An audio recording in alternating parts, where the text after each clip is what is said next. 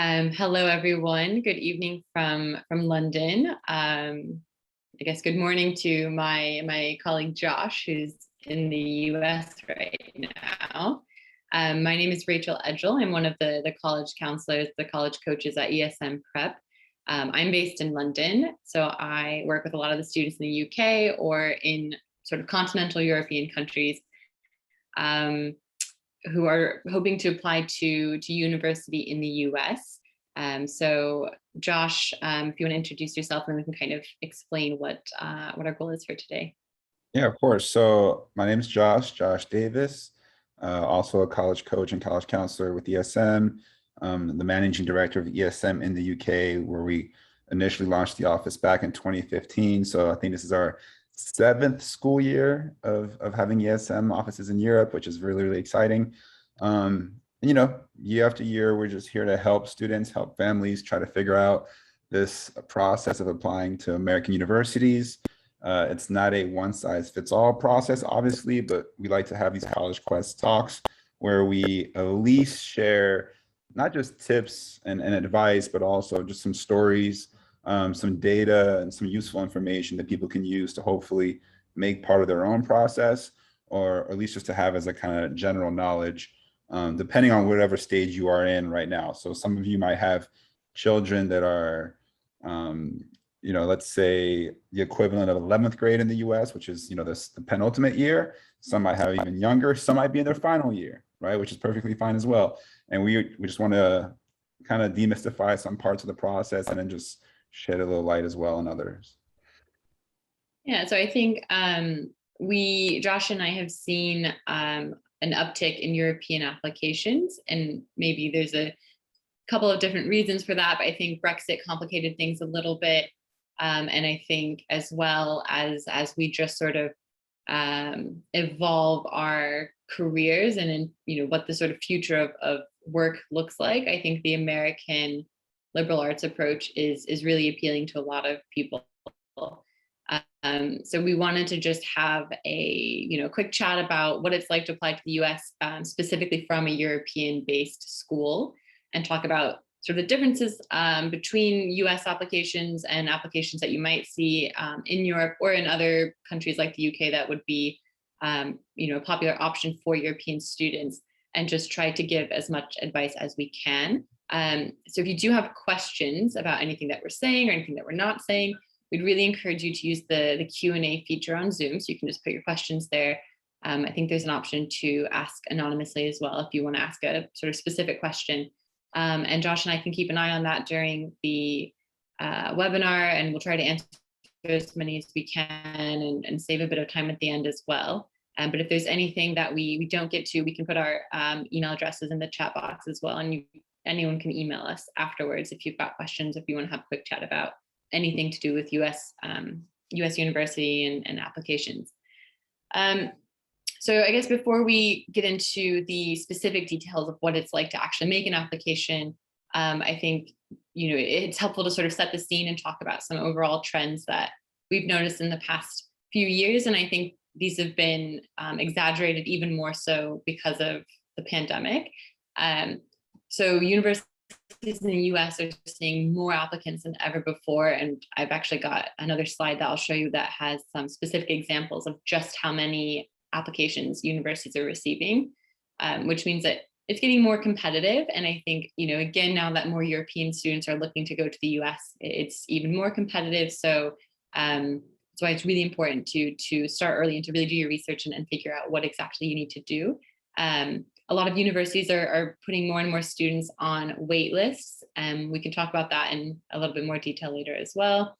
I think anyone who's been sort of following along the past year or so knows that a lot of universities are test optional. So they are no longer requiring the SAT or ACT admissions test, but there's situations where students should absolutely still take those tests. So we can talk about that in a little bit more detail as well. And then I think the final sort of trend that we've been seeing over the last few years is that there's a higher admissions rate for early applications. And Josh and I will talk about exactly what that means and how students and families can use that to their advantage. So this is just a very small sample of some of the most popular universities that a lot of our students apply to, I think, especially from an international perspective.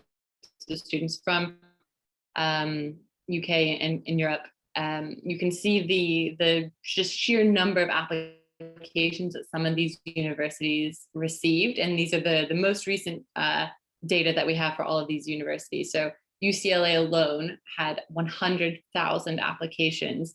NYU, I think this is actually not their most recent published data, but they also had 100,000 applications in the most recent cycle. And so some of these universities have quite small campuses. I know Princeton, for example, only has, I think it's maybe 1,500 undergraduate students, and they're receiving 30,000 plus applications. So you can kind of see the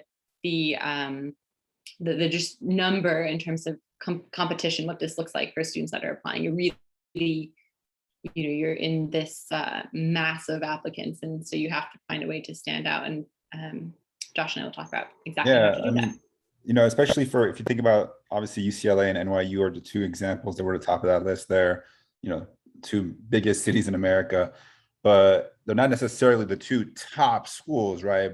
According to most rankings or just people's kind of general assessment, but they do grab a lot of people. So what does that actually mean? It's just, again, people want to move to the big cities. That's never really going to change. And, getting an education in cities is also appealing.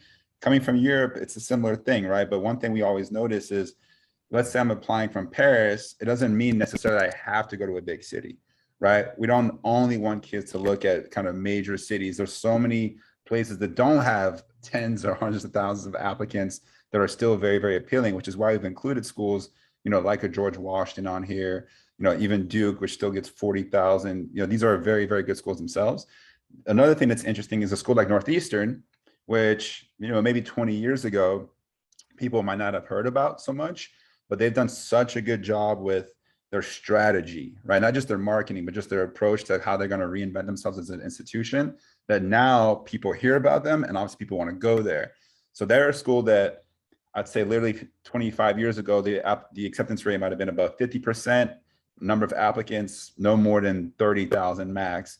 And they've been able to double that and also made themselves much, much more selective. So by doing all that, they're just more appealing as an option now for kids coming from Europe. And they've actually made that one of their focuses. And we'll talk about schools like Northeastern as well a little bit later on. Yeah, I think just to add to that, actually, I think a lot of European students as well, when they first come to us, they only want to apply to the very, very, very sort of selective universities that everybody's heard of, which to an extent is fine. But then, you also have to sort of face the numbers like we're seeing here, where, okay, so let's say you want to go to Princeton, that's fine. But then realize that you're competing against 32,000 other students who also want to go to Princeton. And so I think what's nice about, a company like ESM Prep, where we were founded in the US, we all have a connection to the US in some way or another. We know what the future Northeasterns are going to be, right? We know what these good universities that maybe aren't quite as popular outside of the US, but we can help students identify those so that you have this varied list and you're not just sort of shooting for the stars with the Princetons or the Harvards or the Yales. But you have a solid list of universities that are all very good, even if they're not quite as well known as some of the very, very, very selective universities. And just in terms of what the application numbers actually means, these are the acceptance rates of just, again, a very small sample of universities, but you can see that they are very low. So almost all of them on this particular slide are less than 10% acceptance rate. And actually, even UCLA, it's a little bit misleading. I think a lot of my students from Europe will come to me and say, I want to apply to UCLA as my safety school, because they think that 14% is a nice, healthy acceptance rate. And I think what they don't realize is that UCLA is a public university, which means the vast majority of its students are coming from the state of California, which is where UCLA is based. And so that 14% includes all of those California students as well. And so the actual acceptance rate for students outside of California, so students in other American states or international students is much, much smaller. And so we have to be a bit careful with some of these numbers and not assume that a university is as easy to get into as it might look at face value. Another big thing before we really get into, I think, the details of how to make an application is that for many universities, there are more than one admissions deadline. So there's the regular deadline, which is usually early January for most universities. There's some outliers, but a lot of universities also have early deadlines. And there's nuances there in terms of what early decision or early action or restrictive early action means. And Josh and I can talk about that later if anyone has questions, but I don't want to sort of inundate everybody with a bunch of jargon at the moment. But what's important to notice is that for these universities that do have early deadlines, a lot of them, they do have a higher acceptance rate for that early deadline, which can mean different things. Again, we want to be careful about how we interpret data. Sometimes the early action or early decision applicants are just stronger candidates. And so that's why the acceptance rate is higher. It doesn't necessarily mean that it's easier to be accepted early.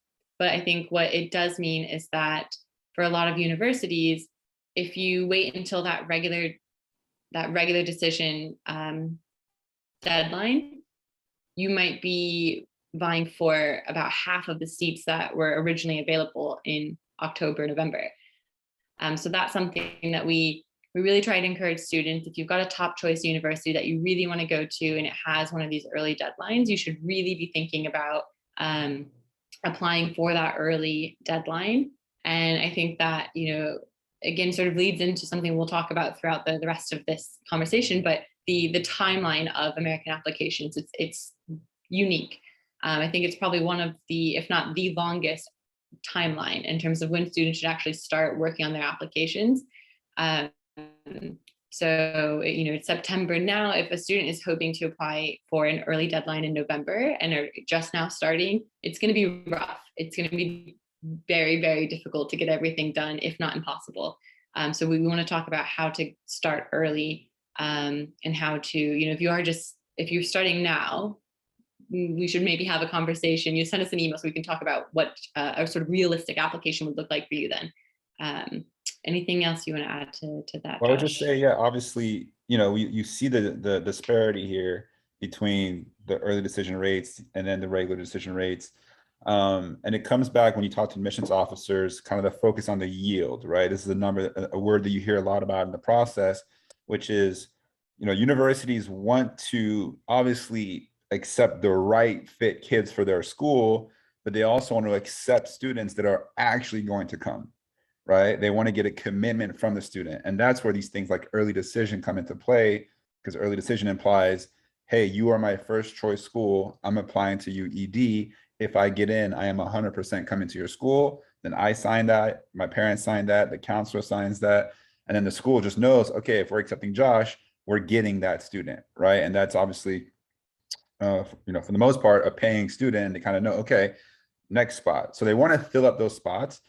And it's interesting that obviously, even though the regular decision pool, there's more applicants, more great kids to choose from, they still will take more kids in the early round, or at least 50% of their kids in the early round, regardless of it being a smaller applicant pool, right? It's just that you're getting that certainty of that kid actually coming. So that's why you might see situations where, a below average student gets into a school ED in the early round, and a really good student doesn't get into a school ED in a different school ED, but it's just like, hey, like this school, the other student, the one student applied to the right fit for them, right? And that's what also you want to identify. Everyone wants to reach for the stars, and you're allowed to do that. If you work really, really hard in high school, you're allowed to have a few Regis on your list, but not everyone should be applying to exclusively Regis. And I think that's another really good point that we should make for a European audience, is that the US application process is really complicated. It is not nearly as straightforward as a lot of application processes are in France or in Germany, or even in the UK. I think there's a lot of pieces of an application, and it requires a lot of time and a lot of forethought to make a really strong American application. And so I think that's another big difference that you want to keep in mind. So we want to go through all of the different components and talk about, again, what that means, especially if you're coming from a European school, how to sort of think about each of these things. But basically just, I think, trying to share our overall advice on how to approach all of these. So we'll go through each of these individually. So I'm kind of skipping that slide for now, but I think it's important to realize that American applications are evaluated in a holistic and contextual way. So there's no entry requirements at most universities. It's again, very different to what you might see in Europe. Instead, admissions officers are looking at a bunch of different pieces. And so it's, these things here on this slide, that there's your academics and a bunch of writing usually, and sometimes standardized testing, which we'll talk about, recommendation letters from your school, which again are different to recommendation letters that you might have for a different country's application process. So it's different to the UK for sure. Extracurricular activities are really big for American universities. And then there's sometimes these other options like an interview or demonstrated interest. And so we'll talk about what all of those things mean, but what admissions officers look for sort of overall is some sort of hook, right? Like a tagline, a sentence that you can use to sum up who a student is, because that's what universities are concerned with. It's not just who's the best student, because when you're receiving 20, 30,000 applications, there's going to be a lot of really good students in terms of academics within that pool, far more than the actual space that you have on campus. And so there have to be other ways to sort of differentiate. And a lot of universities have institutional priorities. So they might want a certain number of male students or female students, or a certain number of athletes, or a certain number of students who play the tuba, or whatever it is that they're looking for. That's where all of these different pieces come in to show who you are as a person, and not just who you are as a student. They're also looking for your potential. So it's not just what you've done, because I think a lot of students from really every country, so even in the US, will come to me and say, well, I haven't done that much. I'm only 17 or I'm only 16. And that's completely fine. Universities know that. They want to see, what have you done with the opportunities that you do have, and try to get a sense of who you're going to be in the future. So just to sort of give an example, we have this slide here where it's talking about the hook, right? So it's that tagline of who this student can be, sort of summed up in a sentence or so. I think for me, when I was applying to college, my hook was definitely community service. I had a bunch of community service opportunity or activities on my list. I didn't do a lot of sports, and I didn't speak another language at the time, and I didn't I wasn't this sort of jack of all trades where I was good at everything. My hook was definitely community service. And I think that was something that stood out to Princeton, for example, which is where I ended up doing my undergrad, because Princeton has this really strong commitment to community service. So they, could sort of connect to that. And I think it showed my sort of potential of who I was going to be in the future as well, because I still volunteer with multiple different organizations in my spare time. So that's what universities were looking for in my particular application. And not every university wanted that. I applied to Yale, which is where Josh went, and I was rejected from Yale. So obviously they had enough community service students in that round. But so that's sort of one way to think about how the American application can be approached, is we want to just sum up sort of who you are, and there could be different facets of that. So maybe you do speak a language, maybe you are an athlete, and that's fine too. But we would find, well, what is that thing that makes you unique, involving all of those things, all of those qualities and interests that you have. Yeah, and the hook is really cool, because obviously we want to make sure that it's focused on the student's actual passion, right? Or if they don't have a passion per se, then something that they're really, really interested in that's not forced upon them. So, students will come to us, parents will come to us and say, what should my kid be doing on weekends, or over half term, or the holidays and after school? And you can explore a little bit, but at the end of the day, it's finding these connections between the different activities that you do, and realize, like, oh wow, like this is what I'm getting out of it. So, one example that kind of comes to mind, and of recent students, I had a girl from London who, she had gone through some things, and next thing you know, she wanted to find an outlet to kind of like relax and release stress, and boxing became her thing. which if you looked at her academic profile, like nothing about it said boxing. She was really into English. She was also really good at math. But boxing was just this completely unique thing to her. And she started off by just taking lessons, and she went to a gym. And then over the course of a couple of years, she became like a coach and helping like other younger girls get into boxing and helping them see that it's not, you don't have to be like a hard-nosed kind of tough kid to be a boxer. It's just like a good sport to do. And it became part of her story, right? And she was able to articulate why she got into boxing, what she gets out of it. And I'm sure that in admissions, when they were looking at her application, it's like, oh, like the boxing girl, right? The boxer, right? It's the tagline that Rachel had kind of pointed out. It doesn't have to be that unique, but that was something that she loved to do.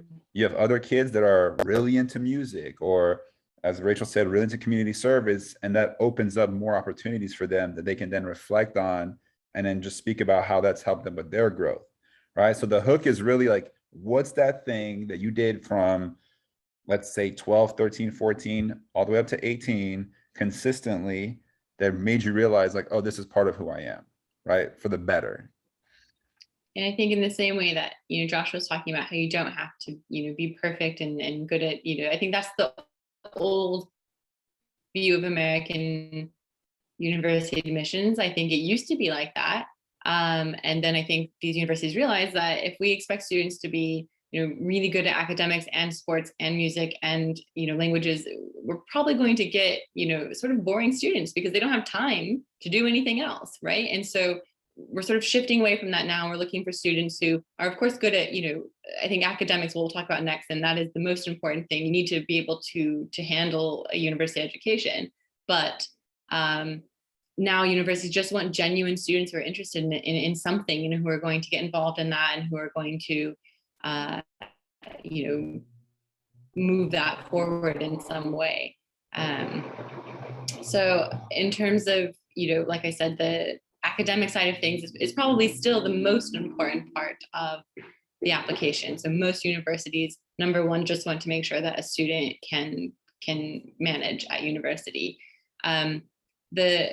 I think, again, the way to think about this is that it's contextual and it's holistic. So we're not looking for sort of perfect scores and perfect grades necessarily. And I mean, I think no one's going to say that those are bad things, of course, but like if we were to use the IB as an example, a 40 at a school where the average IB score is 36 is really good.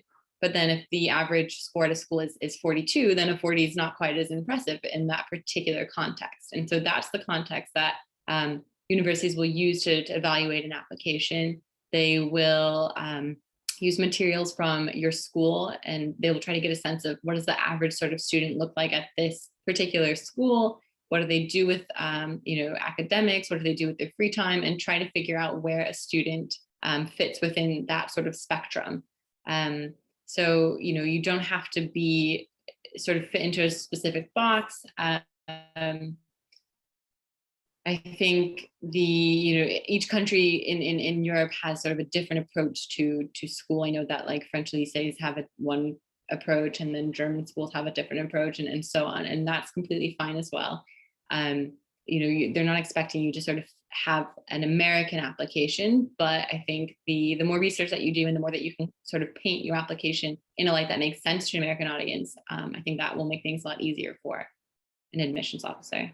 Yeah, and it's funny because I did work at Yale admissions for 3 years, and I remember at the beginning, I obviously had no say in who actually got in. I was just a student recruitment coordinator, but I would ask this guy Adam kind of like, hey, like, what are you looking for? And he would just share these applications with me, and I'm looking through them, and I saw a lot of 4.0 GPAs or straight A's or 45 IBs, and at the time it was 2400 SAT, and like, wow, like perfect grades, perfect scores. And he'd like kind of be like, yeah, like that doesn't mean everything. I'm like, what do you mean? Like these kids are the best, right? The smartest kids. He's like, no. If a student only does this, right? If they only go to class, do their homework, and get high test scores, then usually they're going to do quite well. It's the kids that can maintain a rigorous curriculum, and as you mentioned here, right, taking advanced classes. If you think that you can go into that next advanced math class, going for that, or an advanced science class, if you're into STEM, not taking shortcuts with your course load, that gets rewarded.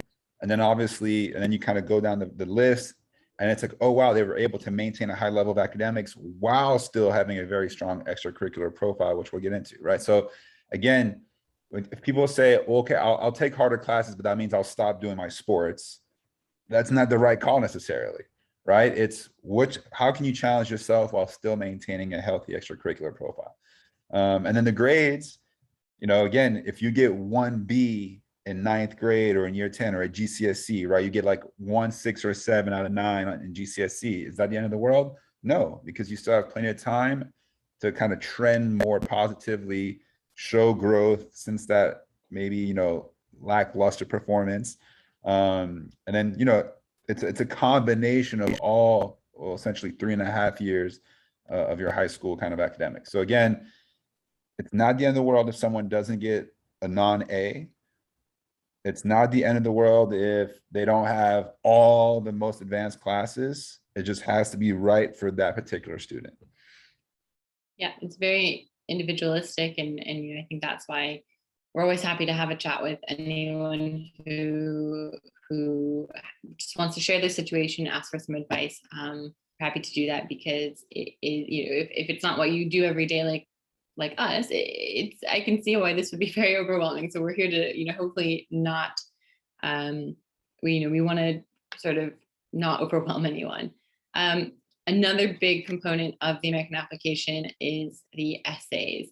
So this is, again, something that maybe doesn't exist in a lot of European application processes, or if it does exist, it is quite different. So I know that, again, in the UK, for example, when students apply to UK universities, they do write a personal statement, but it's more what I would call a cover letter, basically. It's sort of explaining, this is why I'm qualified to study this subject, and here's the various things that I've done that relate to this particular subject.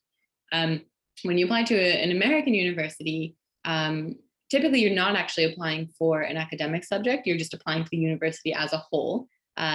So you won't have to sort of demonstrate your proficiency in that way. And then, again, because they're looking at who you are as a person and as an individual, that's what they want to see in your personal statement. So the American personal statement is much more of a creative exercise. It's a narrative. It's you sort of talking about your life, the experiences that you've had.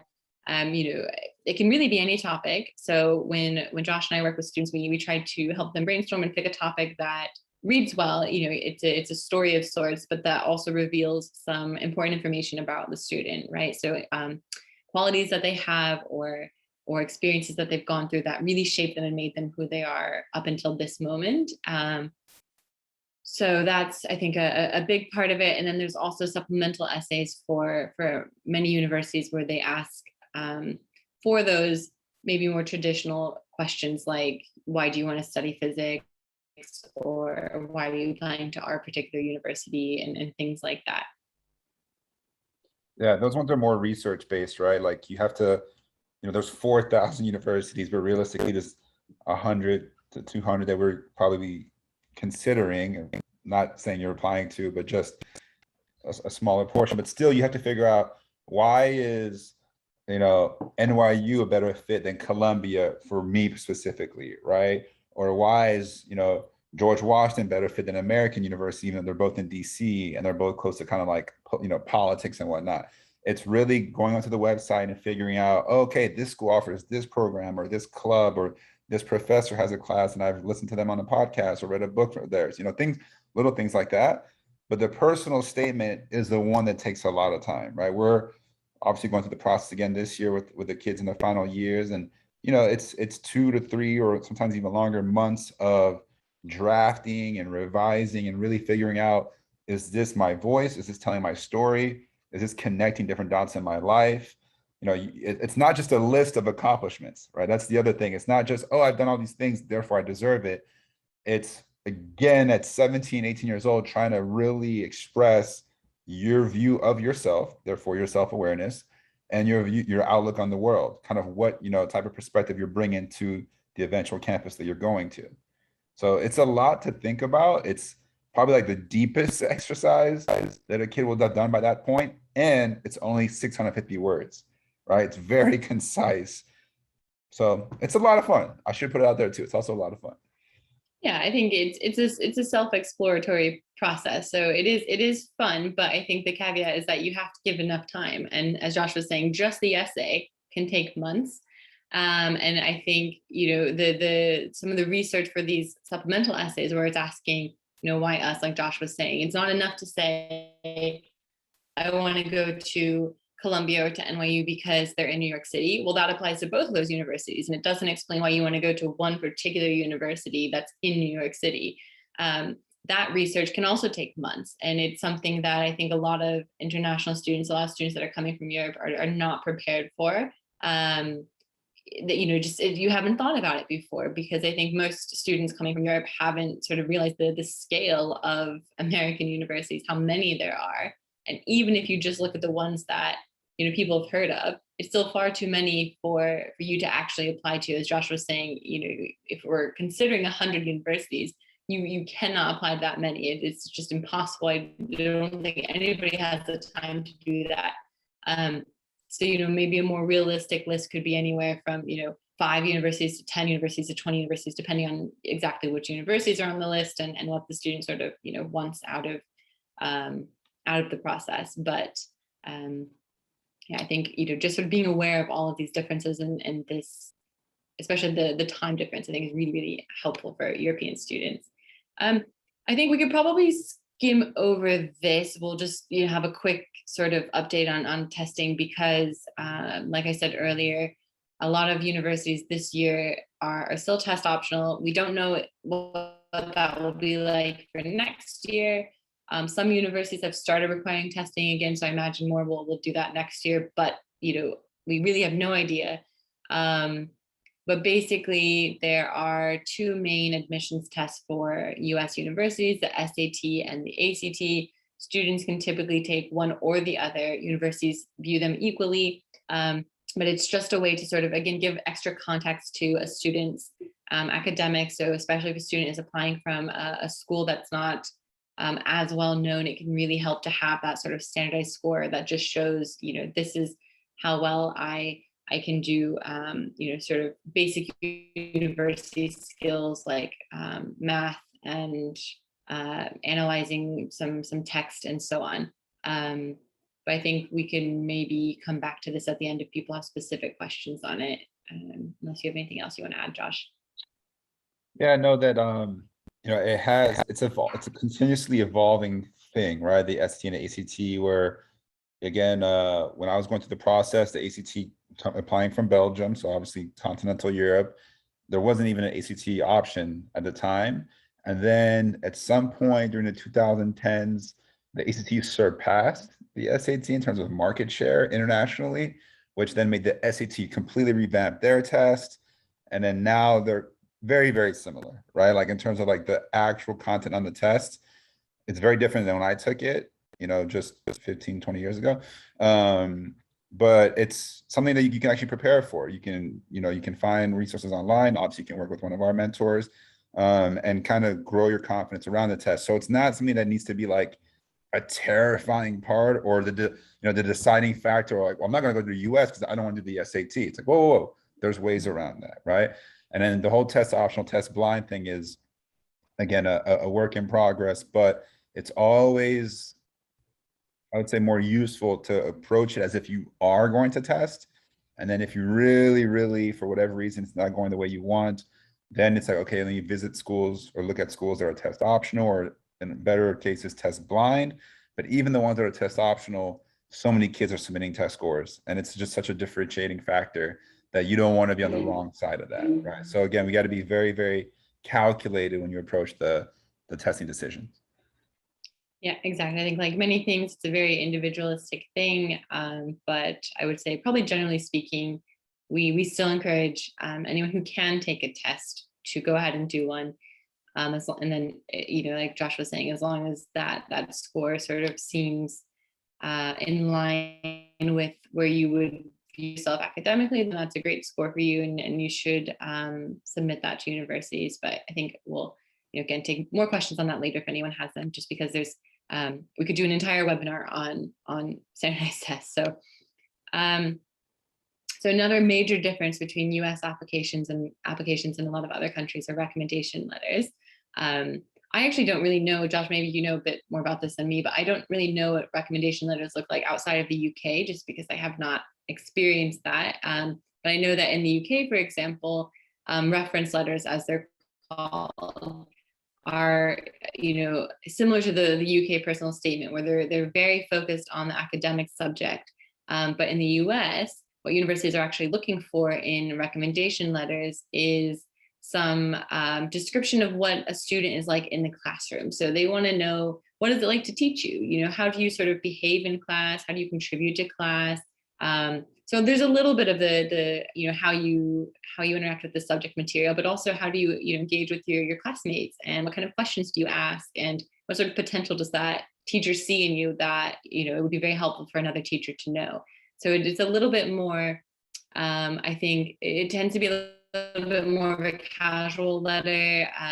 I really like the recommendation letters that I read that have personal anecdotes, stories about that particular student that really demonstrate what they're like, and so I can imagine, okay, if I were to meet this student, this is sort of in who I would be meeting. So this is a big difference, and I know that I've sent sort of sample letters to a lot of different students because they attend schools that aren't super familiar with the US process, and they just want something that they can show the school, basically what the US is expecting. I think because I was a teacher in the US, and then I worked at a school here in the UK, I sort of have seen both sides of these things, and can help describe it. But it's something that typically is not, I think, very much in a student's control. You sort of ask for the recommendation letters. You might suggest a couple of things that your teacher might want put in the letter, but then after that, it's really the teacher writes it. You don't usually see the letter, and it just goes off to the university. So it's something that students don't normally have a lot of control over, but it can still be a big part of your application. So you should do what you can to sort of move it in the right direction.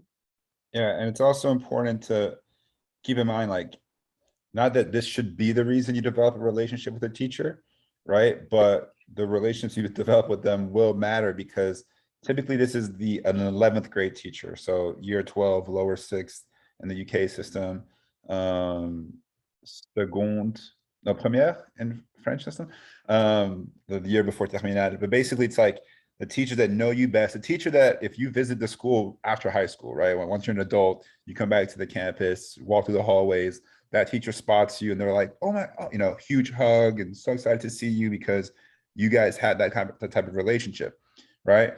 They can, admissions officers can tell from your grades whether or not you do well in the class. So it's really getting insight into, like, what are you like? This is the one adult in your application. It's providing context on you, a little bit more color, right? Like Rachel said, really cool anecdotes, which sometimes makes it more interesting to have a teacher that you also maybe do a club with, something like debating or, robotics or math club, and they see you in different lights, not just only in the classroom. And then that's why they can sprinkle in more information that maybe you couldn't include as a student on your application. They can include it for you because they know you well. And what I've heard from admissions officers is this is one of the areas that's gotten much more weight since the pandemic, right? Obviously, sorry for the lag here, but activities have kind of been disrupted because of the pandemic.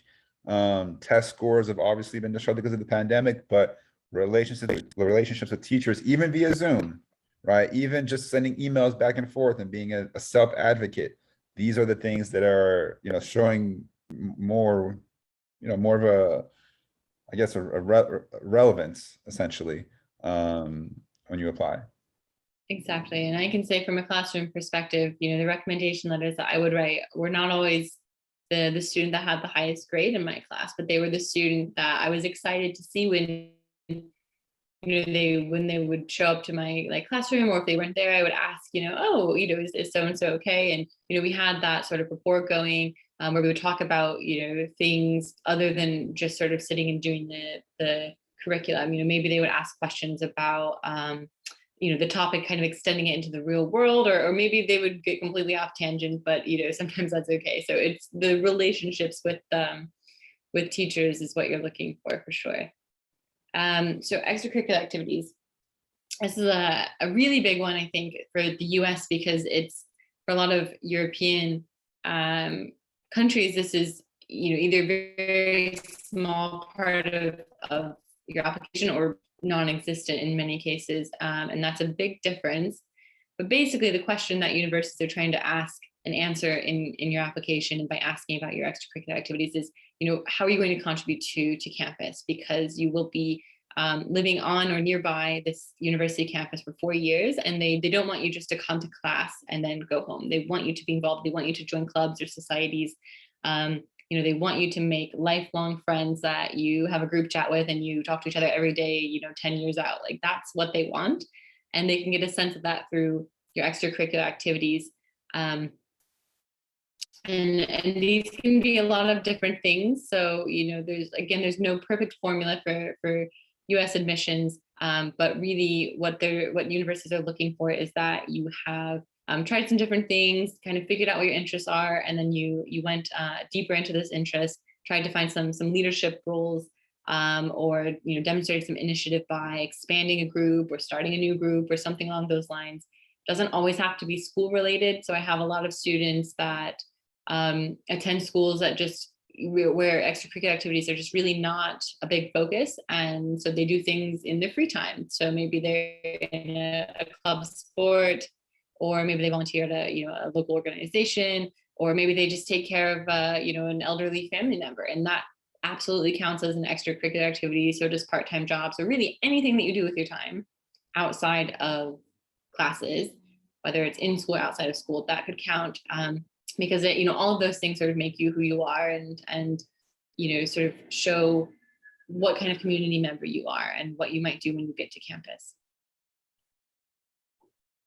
And it really, it can be anything from glass blowing to ballet, swimming, the list is endless. I do usually encourage people not to have 10 completely different activities, because you can list up to 10 on the Common App. Schools like MIT only need 4 on their list. But, for example, if you play an instrument for the school band, but then you also play as part of a quartet outside of school, but then you also teach younger kids, that's one activity that you're doing 3 different ways, engaging with it 3 different ways. So it counts for 3 different activities, right? So again, you don't have to be all over the map. You can kind of narrow it down around your passions. A lot of kids now that are into, let's say, like coding and programming, for example, you can work on independent projects, you can develop an app, you can get an internship. Again, bam, 3 different activities, right? So trying to fit that mold of like, I have to be an all-around superstar, again, as Rachel said, it's kind of out the window.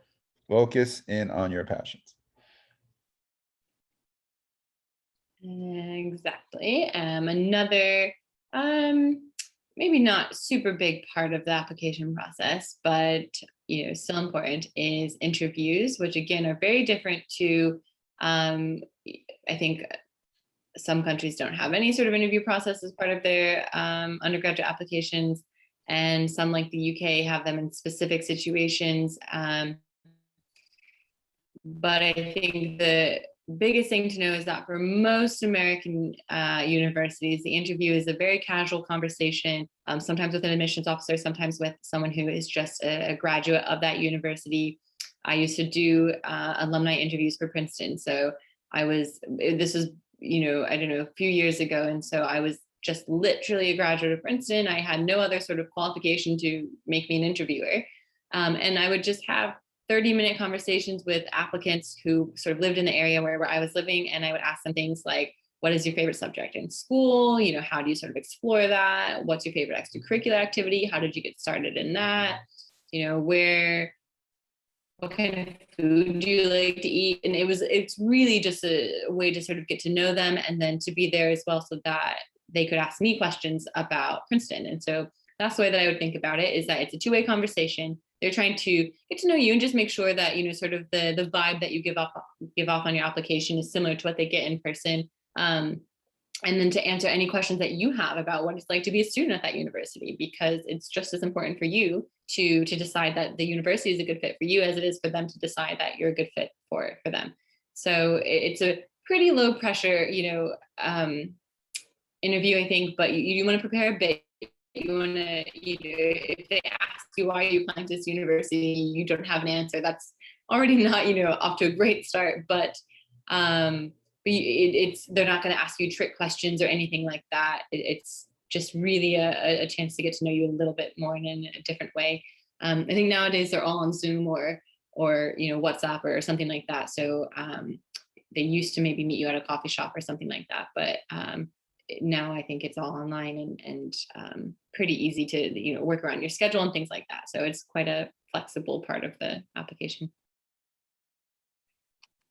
Yeah, for sure. And then there is like you said, some schools now like are offering them kind of like, let's say University of Colorado, for example, Boulder. You can go on their webpage, on their admissions page, and like do a 15-minute interview even before you apply. Not sure how like that goes into your file or what it says, but it's demonstrated interest in one way, but it's also good practice, right? It's also kind of good to get used to saying, especially if you're coming from Europe, they'll probably just ask like, why do you want to come to school in America? And just practicing that answer is worthwhile. But it really is low pressure, low stakes. And like, we've both interviewed kids where, wow, stellar, like this is amazing, perfect candidate, they don't get in, right? Or a kid who maybe isn't the best interview and does get in. So it's like, how much does it actually matter at the end of the day? Who knows? But what we do know is if you prepare for it accordingly, kind of know what to expect, have it go smoothly, it won't at least, hurt to be on the right side of it. Yeah, I think it can only help you unless you really mess up Right. and you just say something horrific and so just It does common happen. sense. Like I'm sure it does. Yeah, I'm sure it does. Yeah. I'm happy that I to report that none of mine were all very good conversations. I think actually I don't think any of my students that I had ever interviewed in the years that I did, I don't think any of them were accepted, which just goes to show you. And I would give them glowing reviews. So I don't think it's a huge part of the application process for a lot of universities, but it's just something that can support your application. But just do treat it with a bit of respect so that it doesn't hurt you. But so Josh mentioned demonstrated interest, which is the last sort of piece of our puzzle here. Not every university does this, but many universities track whether or not a student has shown interest in their university before they've submitted their application. So that can look like a lot of different things. It can be visiting campus, signing up for the email list, attending a virtual information session. You don't have to do all of those things. I think especially this year, you don't have to visit campus if it's just literally impossible if you don't have an American passport or a family member of an American right now. But you can do a virtual tour. You can sign up for the email list and so on. And I think whether or not a university tracks interest, it's probably best to just err on the side of caution as soon as they do. And this sort of interaction with the university is only going to help you as well, because whether or not it goes into your actual application file or not, this is the sort of stuff that you need to do to be able to answer those questions of why do you want to attend this university that might come up in your interview, that might come up on a supplemental essay. So this is just by spending time on a university's website and doing virtual tours and things like that, you can get a sense of why you want to go to a university and how it's different to other universities on your list. And it will just help with the application process in a lot of different ways. But I think, again, this is something that's pretty unique to the American system, that universities sort of care whether or not you actually like them and have actually wanted to apply, or you're just kind of applying on a whim because you like the way that the website looks, and so you just hit submit. Yeah, it's also, we should mention, it's like you have to be careful, right? Because some people hear this and they might do 4 years of the pre-college summer program at a school, right? And then visit it 5 times and go to the football game and like email admissions officers and just assume, oh, I'm doing all these things, now I'm getting in, right? It's again, MIT, once again, another example of a school that's like, we don't consider demonstrated interest, like just declare it.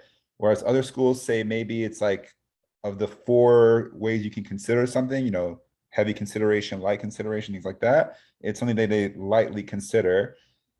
I bring it back to human nature, right? If I have a kid, 2 students are very, very kind of on the same level, but one of them really has multiple interactions with the school, I have a better sense of that kid enjoying their time on campus. Yeah, and it goes back to what Josh was saying at the beginning, that universities want to protect this idea of yield, right? They don't want to admit students that are just going to turn around and reject them. And so if you've been demonstrating interest over the last year or more, then that gives universities a pretty good indication that you actually will accept their offer if they make it to you. And so that's just from the university's perspective, why that matters. But I think, in terms of sort of final thoughts, much like everything that we've said so far today, I think the sort of main takeaway is that the US process is long, it is complicated, it is individualistic, and nothing is guaranteed. So I think that's a really big point to make. Even if you've sort of done everything right, you may not be what the university is looking for. And I think that's what's demonstrated in those numbers where you see tens of thousands of applications. There just simply is not space for all of those students at a university. And so lots of students with perfect grades, perfect scores, interesting extracurricular activities, well-written essays, they get rejected. And that's why it's really important to do your research, find the universities that, at least on your side, are a good fit. Have realistic expectations of which universities you are likely to be accepted to and which ones, maybe are a bit of a reach. And I just think, whether or not you end up working with someone like Josh or me, or you just do it on your own, we've got a lot of free resources on our website. Just make sure you actually are doing that research and putting in that time. Ideally at least a year before you actually apply, I think would be sort of the minimum to comfortably get everything done. It can be done sooner, but it's a little bit more stressful for everyone involved. And starting even earlier than that is even better, really, because it gives you a lot of time to be more conscious in which extracurricular activities should I do, and which courses should I take based on sort of who I am and what I want out of my experience. And so I think that's my moral that I want to share. So I don't know, any other sort of last thoughts, Josh? Otherwise I'll put our emails in the chat. Yeah, no. I mean, again, we're here for any other follow-up questions. I do think the range of schools point here is very interesting, right? That for some people, especially coming from Europe, it's I can aim high in the US, have some backups in the US, and then have more backups in Europe, right? Whether it's IE in Madrid or Barcelona, or Bocconi in Milan, ETH in Zurich. There's just like different opportunities for different kids. And we do have the luxury when you apply from Europe, or even schools in Holland, right, that are like super diverse and international, of having these kind of fallbacks, and also in systems where that application is not as complex, right? Like, I can apply to Rotterdam in like 3 days if I want to, but it's still a great school, but it just doesn't, they don't need as much input from different people. US process, if you're going to put all that time into it and then the effort over that time, it just makes sense to really consider all of the options over there, not just tier 1/Ivy and Stanford kind of schools, right? Because there really are some gems, some true gems.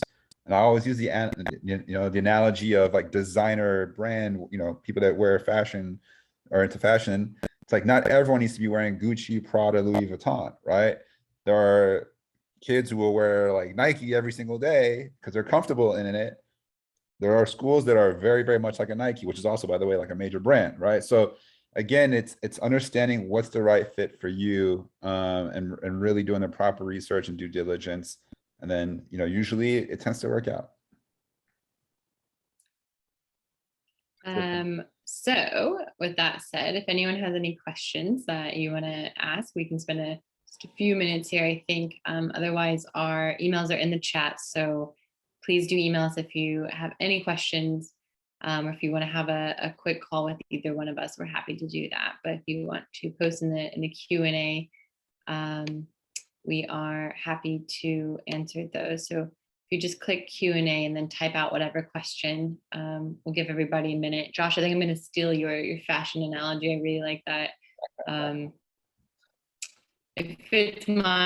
That's my thing, right? I work with students that are applying to fashion schools, and so I should be the one dropping luxury brands. It's like we can switch if you want me to start saying sports teams or something. Right.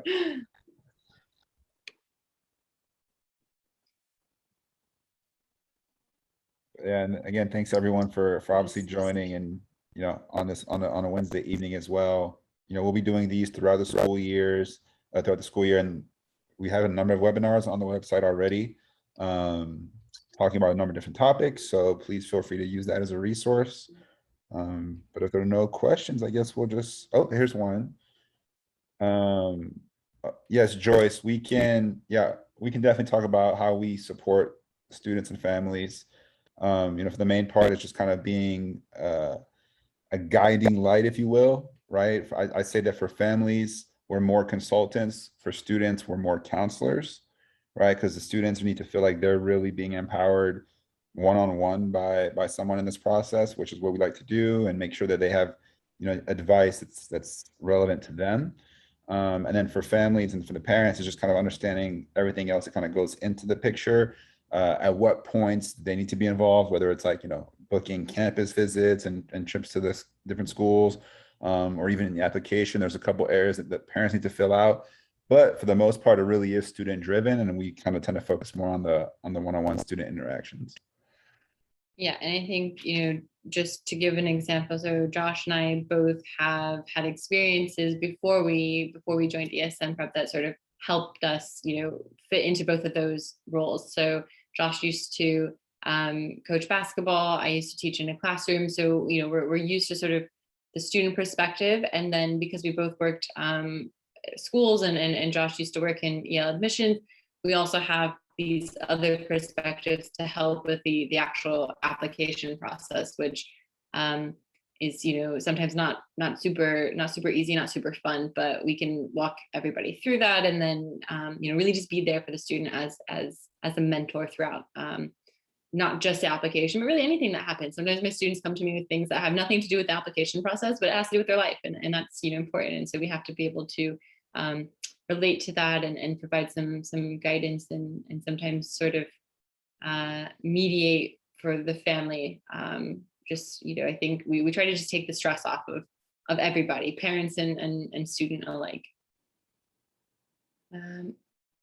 Okay, I think that's the only question. I'll take that as a compliment that we answered everything preemptively. So if anyone does have questions that spring up after the webinar, again, just send us an email or give us a call, anything like that. We're happy to chat about things a little bit more, individually. Yeah, thanks again for attending. Josh, it's good to see you on a webinar again. Of course. You too, Rachel. Yeah, I saw the one last question there about the APs. Yes. Essentially, if you get a 4 or 5 on an AP course, you're eligible for credit at most universities.